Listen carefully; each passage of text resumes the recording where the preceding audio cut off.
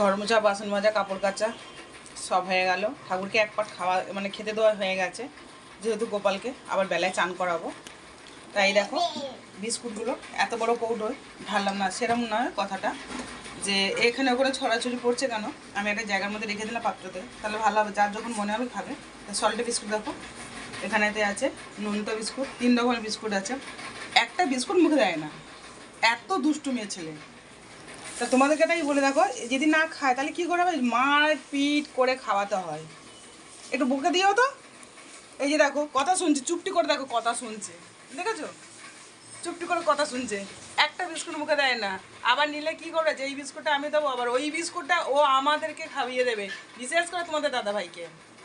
আমার বরকে ও খাওয়াবে, আবার আমি যদি বলেছি আমার বরের সঙ্গে আমি যাবো, বলবে না আমি যাবো আগে। দেখেছো এই পক্ষর বাজ কথাগুলো। পড়াশোনা করবে তো, জিজ্ঞেস করো তো পড়াশোনা করবে কি না, পিছনে কে কথা শুনছি চুপটি করে, তোমরা বলো সবাই।